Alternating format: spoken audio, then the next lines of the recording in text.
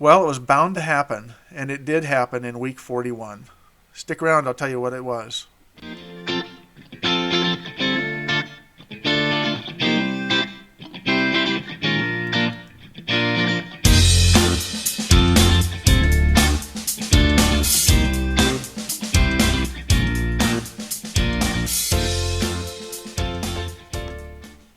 Hey there, welcome to the show. My name is Les Solgrove. This is Simply Des Moines weekly market update with Via Realtors, and it's the show we talk about Central Iowa real estate every week and talk about what has happened in the market and maybe make some predictions. It's what's going to happen in the coming weeks and maybe months here. So what is it that happened this week? Well, let's jump right in and I'll tell you exactly what happened here on the week 41 dashboard. You notice one thing different on this dashboard this week that you haven't seen all year long, and that's right up there in the middle under the market favors. The market favors all properties in an even market here. We are currently in an even or a balanced market at 3.1 months of inventory. We finally hit that. It was actually yesterday on Saturday. I'm recording this on Sunday night. I actually hit 3.0 months of inventory on Sunday night or Saturday, and then into Sunday it's 3.1 months of inventory, which just means that if no new listings come on the market moving forward, it's going to take us overall 3 months to sell out of all of our homes on the market. Now, obviously, that's not going to happen because this is kind of broken down. We break down our market by existing homes, existing condo townhomes, and new construction properties as well. And we have a lot of inventory for the pace of the market in the new homes side of the coin, and still less than 2 months for anything that's existing homes. So it's not a panic. It's nothing major. It's just kind of a milestone that says, hey, the market is finally changing, and overall, if you average all the properties that are currently on the market, we're currently finally in an even or a balanced market. So that's not the only milestone that we're going to be hitting this coming week. We'll talk about that near the end of the show, but I thought it was kind of worth bringing you up to date at the start here.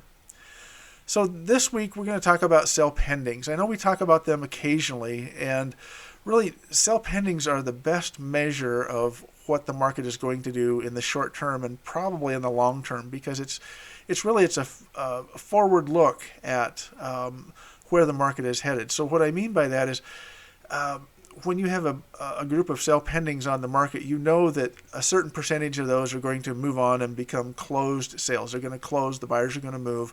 Sometimes those sales fall apart and they come back on the market or they come off the market. And really, I like this graphic I found this week. It just basically says decision pending, because in essence, that's really what a sale pending is. It's the buyers have made the decision to move forward, then they're going in and having the home inspections done, then they make a decision based on that as to how they want to proceed. Their mortgage lender, if they're financing, is making decisions up and down the line the whole time, and that process right now is taking about 30 days from offer to close. So really, pendings is just really another way of saying there's a whole new set of decisions to be made. We're going to start off this week with a question I received from Jake at Keller Williams. Jake says, hey, I'm curious to know what the trend is in properties going under contract. Not so much how many are pending month over month, but how many are actually going under contract each month. And thanks for the question, Jake. And it's a really a good question, because I show you these graphics all the time. This is what he doesn't want to know the answer to, but I'm going to show it to you so that I can point out exactly what he's asking here. He's saying he wants to know, out of these this number of pendings that are currently on the market, how many of these are the new pendings, and are they going up or down?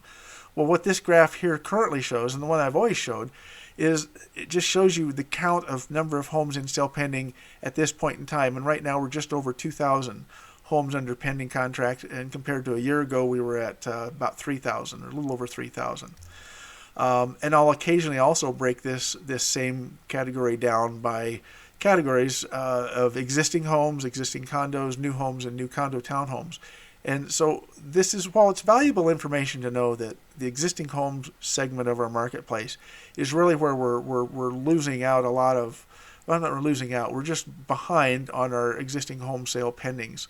And our new construction is also down by about half of where it was last year. This is still not what he wants to know. What he's asking about is, out of this group of pending that we see here, how many of that new pendings, how much of these are added each week as they come onto the market. Now, just for clarification, this is not actual data you see there at the bottom.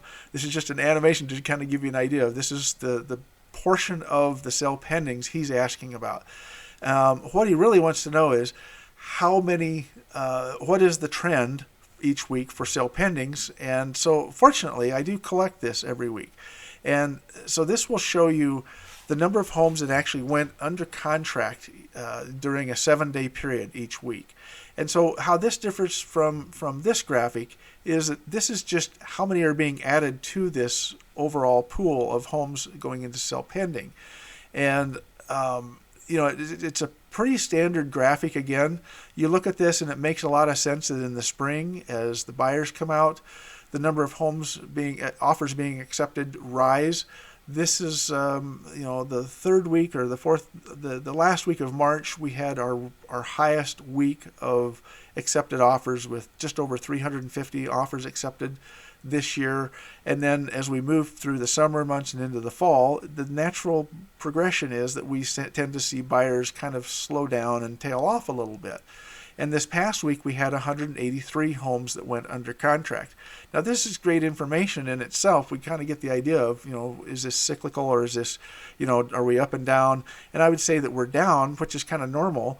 But the way you measure normal, and I'm going to go right ahead now and add this overlay of last year's weekly pendings. So what this is telling us now is that compared to last year, yes, indeed, we are below where we were last year. We know that the number of sale pendings in the closing bucket are down, but is it also continuing to happen week over week? Are we seeing fewer offers every week? And compared to last year, I would say we definitely are. In fact, we've seen fewer offers pretty much since that third or fourth week of February of this year. We had 1 month in June where we actually outpaced last year, but for the most part, the rest of this entire year from that second week or third week of February on, we have underperformed versus last year. And in fact, remember 183 this past week. A year ago, we were over 250 homes in sale pending. So, Jake, your answer is, this is kind of, you're asking the question, is the market slowing down? Are fewer buyers making offers? The answer is yes, it is, based on this information. And it's not just a seasonal slowdown. It's a slowdown most likely driven by maybe a selection. I mean, granted, we're building our inventory, but our inventory is not necessarily building in the right price points. Maybe it's a lot to do with mortgage interest rates. I suspect that's probably the key culprit there, is that when you combine the fact that we don't have enough homes in the right price points and mortgage interest rates are on the rise this past week, it's just kind of an interesting scenario. So look at those last 2 weeks here of October. Those have been two of our lowest weeks for the year. I don't know if that week in September is, looks like it's just a little bit less than what we had this past week. But when we look at sale pendings, two things can happen to a sale pending property. It's either going to go into sold, which is where we want it to go. It goes from active to pending to sold, or if the sale falls through, it could go back on the market. And so let's look at the back on the market graph that kind of matches up against those offers accepted. And you can see that when we just came back from 2 weeks of the very, very lowest here in the year in accepted offers, and then we turn around and we look at the last 2 weeks, we've had pretty high back on the market rates. In fact, 2 weeks ago, we were over 36% of our homes went back on the market. So 36% of the homes, think about that. If you sold 100 homes, that's 36 homes came back on the market. And this past week, we had 31% of that same number came back on the market. Is that a coincidence? Or is it just the time of year we're just seeing buyers that are not willing to accept properties kind of as is? I don't know if these are appraisal problems. Don't know if they're inspection problems, if they're lender problems, but we're definitely seeing a trend there. So a pending sale can go into closed sales. It can go back on the market. It can also come off the market. The home that goes into sale pending can actually come off the market. They might just basically give up. Well, This is another important graphic here. So look at this one. Weekly canceled listings. We had the highest number of homes listings were canceled this past week, over 90. Now, this doesn't mean that these all came from the sale pending group. These could be homes that were currently on the market and been on the market for some time, and the seller said, you know what, we're getting into the fall, the weather's changing, whether it's the first frost, let's just take the house off the market for 2 or 3 months and start up again in the spring. Maybe that's where these are coming from. But regardless, we've seen this last week, we saw 3 different categories with spikes that is just kind of odd. We've had the weekly canceled listings, we've had the high back on market rate, and we've had the low accepted offers. So anyway, that's kind of the show this week. I'm going to ask you, thank you, Jake, for the question. And I like that idea, because when you ask me questions, I can take the show in a little different way each week. So please be sure and leave your questions below in the comments. And if you like what you see, give me the thumbs up. In the meantime, thanks again for joining me. All these graphics and the videos are all available at the DesMoinesMarketValues.com. And I appreciate your time, and we'll see you all again next week.